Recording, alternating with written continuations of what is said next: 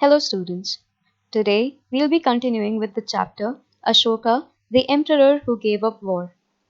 In the previous video, we learned about Chandragupta Maurya, Chanakya, kingdoms and empires, capital cities of the Mauryan Empire, the ruling of the Mauryan Empire, taxes and tributes, and the accounts of Megasthenes.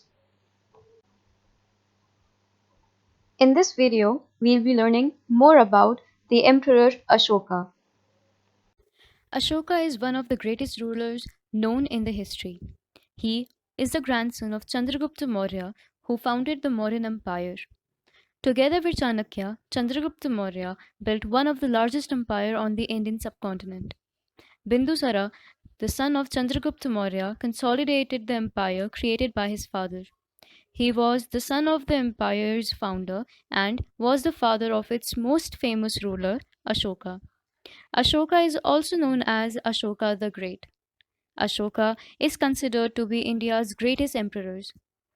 He expanded the empire to reign over a realm stretching from the present day Afghanistan in the west to Bangladesh in the east. The lion's emblem that we see on our notes and coins is a massive emblem which was placed on huge rock pillars in Sarnath by the orders of Ashoka. The inscriptions add to the popularity of Ashoka. He is very well known for his inscriptions. He was the first ruler who tried to take his message to the people through inscriptions. What are inscriptions? Inscriptions are writings on relatively hard substances like metal, stone, etc. Inscriptions were used to spread king's order, victories in battles, etc. Ashoka's inscriptions were written on pillars as well as rock surfaces. Most of the inscriptions were in Prakrit and were written in Brahmi script. Prakrit was the language known to the common people. The Kalinga War. Kalinga is the ancient name for the nowadays coastal region of Odisha. Ashoka fought a great war to conquer Kalinga, which he actually won. But he was horrified by the violence and the bloodshed caused by it. This event was a turning point in Ashoka's life. As a result of the traumatizing event of Kalinga War, Ashoka took a stand of not fighting any wars anymore. This made Ashoka the only emperor or ruler to give up on a territory even after winning the battle. He gave up both his conquest and wars. Here is an account of Ashoka describing his experience after the Kalinga War. In this inscription, Ashoka explained how after ruling for 8 years he conquered Kalinga. In this conquest, more than 1 lakh of people were killed and 1.5 lakhs were captured.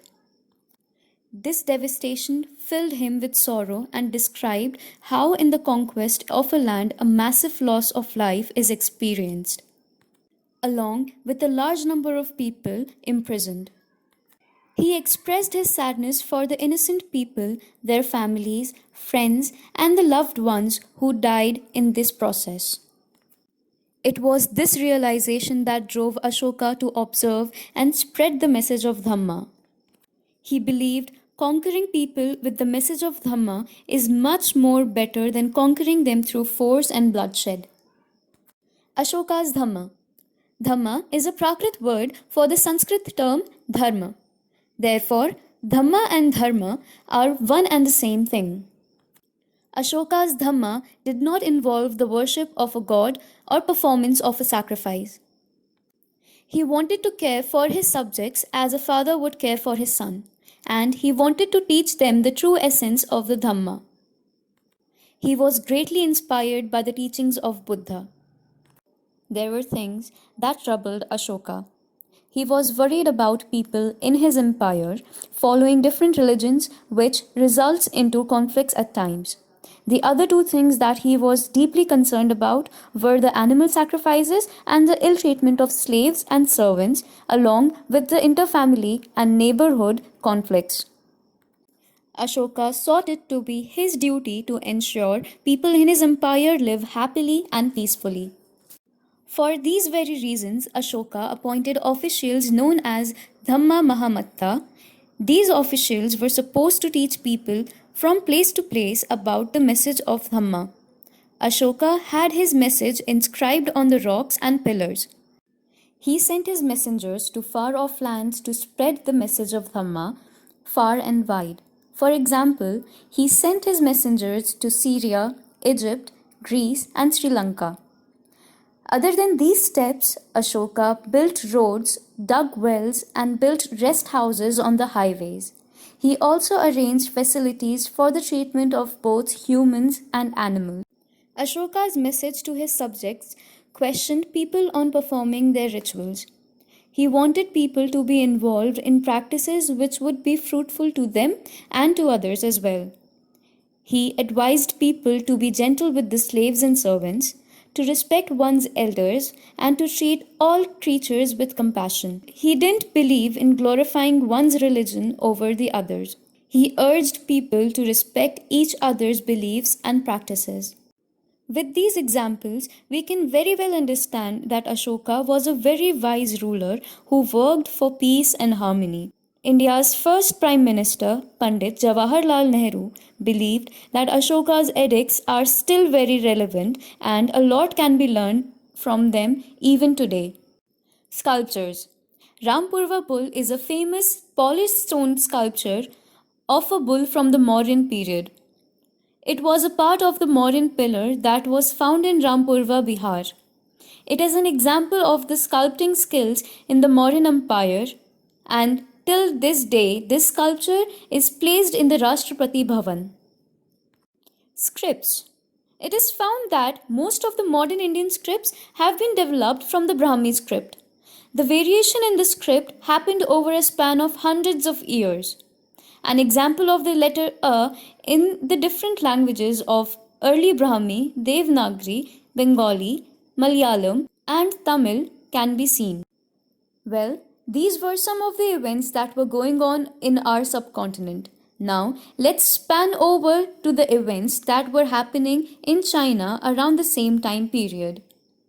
A little before the emergence of the Mauryan Empire, around 2400 years ago, the emperors of China started building the Great Wall of China. The sole purpose of building the Great Wall was to protect the northern frontier of the empire from the pastoral people. The pastoral people traveled from place to place without settling at a single place. Since the frontier of the empire kept shifting, the length of the wall too kept increasing. The additions to the walls were made over a period of 2000 years. This wall is about 6,400 kilometers long because of this very reason. The wall is made from stones and bricks with a road on its top. There are watchtowers all along this wall at the distances of about 100 and 200 meters in order to protect it. Over the years, the parts of the wall has been damaged, but the best preserved part of the wall is the portion built by the Ming dynasty. With this, we come to the end of this chapter and to the end of this video.